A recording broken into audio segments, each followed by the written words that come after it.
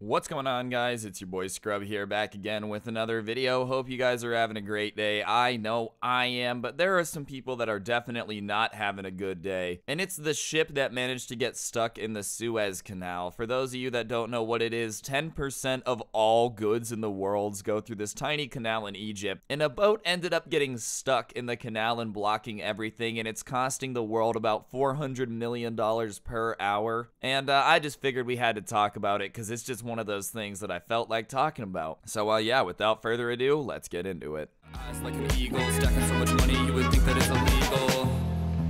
I'm getting quiet now, lay low when you reach, so I'm piping down, making out, stack the bread, cause you love the sound, just so I'm Alright, so I'm not gonna lie, when I first saw that a boat had gotten stuck in the Suez Canal, I thought it was gonna be unstuck within a couple hours, but here we are almost a week later and stuff is still going on. The Ever Given, that's the name of the ship, owners plan a new attempt to free the ship on Saturday using high tide. Yeah, that's right, it's literally been days now that this boat has gotten stuck in this canal. There's over 200 cargo ships just waiting to go through this canal with goods. Oil prices around the world are starting to go up because of the amount of oil that goes through this tiny little canal, all because one dude just crashed his boat. What really is insane to me too, dude, is that, like, we built the Suez Canal, we're aware of the fact that 200 ships need to go through it, you know, to make the world economy work. And for some reason, we've just never made it bigger, bro. I was doing some research, and it's only 300 feet wide at some points, which sounds massive, you know, it sounds really big, until you realize the ship that got stuck, the particular one, the Ever Given, is literally a quarter of a mile long, dude. No wonder ships got stuck. It's a, like, miracle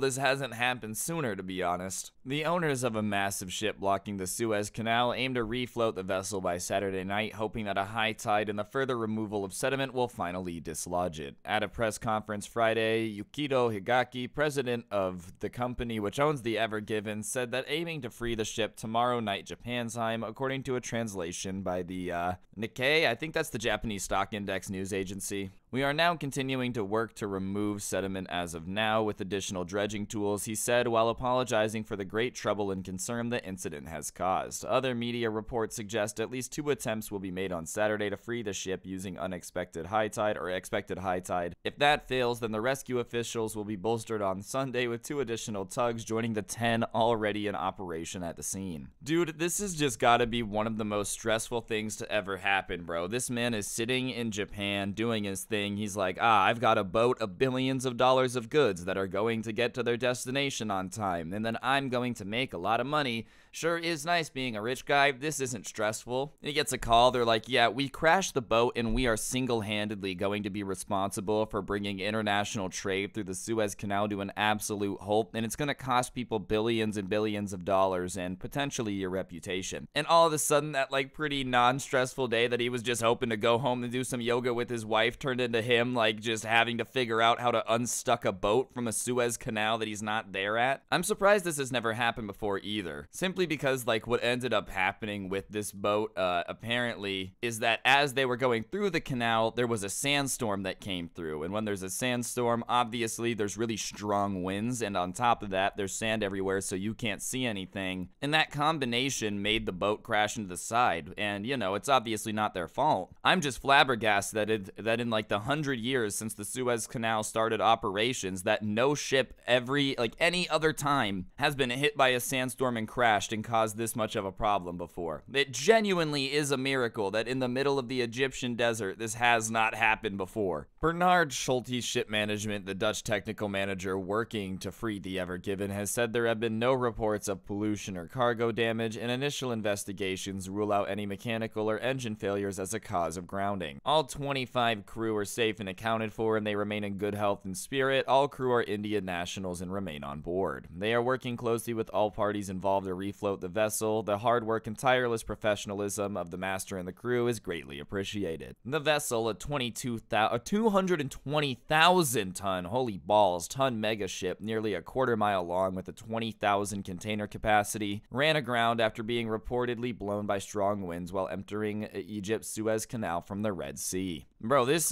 crew better be working hard, dude. I love how they thanked him. They're like, they've been working really hard and diligently to try to free the ship. Yeah, because they should be, dude. Are you kidding me? You know how embarrassing it's gotta be to be a part of the crew of the ship that's like stuck in the Suez Canal and is causing all these issues? You know the captain is like, I better get us out of here quick or my career is gone. I know it's not his fault at all, but let's be honest here. You're hiring a captain for a cargo ship voyage. You hiring the guy that's never caused $15 billion in economic damage, or are you hiring the guy that has? I'm just saying, if you have two options in front of you, you're probably not gonna pick the guy that caused, like, you know, week-long delays to the worldwide economy. So he's like, I gotta get us out of here as fast as humanly possible, dude. And you know the crew is just like, ah, God, I want to go home, man. That's why they're working hard. They were supposed to be back home already, back in India, chilling with their family. Now they're stuck here having to unstuck this ship from the middle of the Suez Canal while, like, every government's basically yelling at them, dude.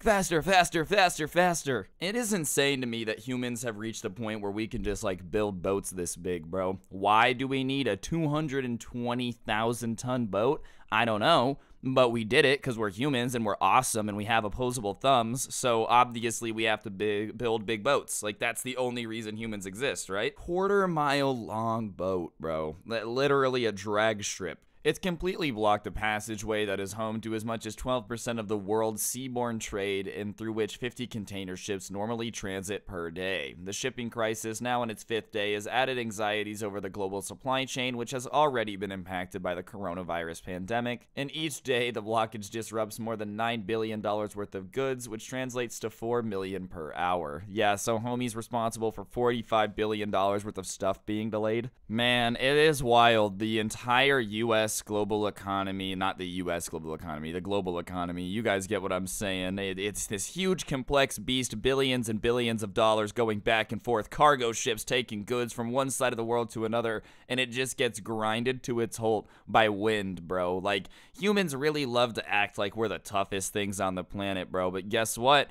Apparently, a lot of medicine ain't getting to the United States because a homie crashed a boat, and that's just the way it is. Deal with it. Like, holy balls, man. One ship has the power to grind 12% of the world economy to a halt. What's really insane to me, too, is that there's already been some people that have been waiting for the ship to get unstuck, and they've decided that it's taking too long, so they're rerouting. But the only way to get through that area and, like, to America is to go down around Africa, around the Cape of South Africa, and go all the way up through the Atlantic Ocean, which is about 6,000 miles longer than if you just took the Suez Canal. So, like, that's how desperate a lot of these people are getting, because they've just been burning fuel for 5 days, poting around, waiting for this ship to get unstuck, and it just looks like it ain't gonna happen, bro. I'm sorry. Or if it is, it's still gonna take a couple days. Some ship operators have already decided to go around Africa, anticipating it won't be dislodged soon, and a total of 237 vessels are waiting, according to canal service provider Leth agencies. Oil and natural gas prices have risen due to the blockage, but some economists believe the impact will be short-lived. While there may be a temporary boost to commodity prices as freight is disrupted and ships are forced to divert around Africa,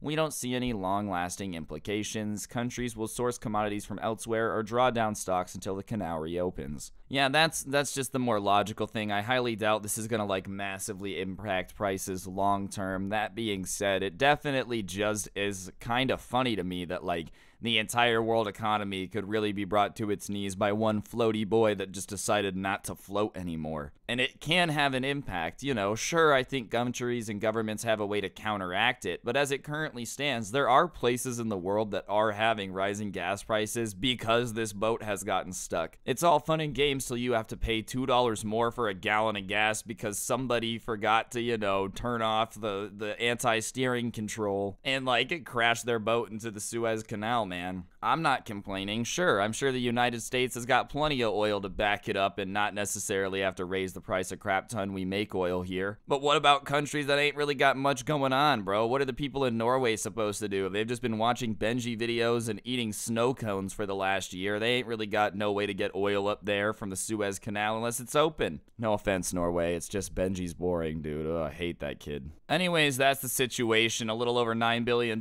being lost every day. It's pretty funny, and I hope it gets fixed soon, because otherwise stuff gonna start getting expensive, shouty. Speaking of stuff that's expensive, G Fuel, the world's best energy drink, usually is full price, but until the 29th, if you use code Scrubae at checkout, it actually will get you 30% off. Yeah, that's right. I worked it out, talked to the CEO myself, arm wrestled him until he agreed to give you guys 30% off for a couple days, so head on over to gfuel.com and use code Scrubae. I promise it doesn't come through the Suez Canal that I know of, so it'll be here on time. But yeah, that's gonna do it for the video. Hopefully you enjoyed. If you did, I would really appreciate you taking a quick second to press the like button. Let me know in the comments section down below what you thought of the video. It really does help me out quite a bit, and it's mucho appreciated. Other than that, if you guys want more content, you can always check out the podcast, The Scuffed Cast. A link to that can be found down below in the description, along with the link to the intro song if you found that enjoyable. And last but certainly not least, I gotta give a shout out to all the members on the channel. If you become a member here, you get a shout out at the end of every single video, and it's much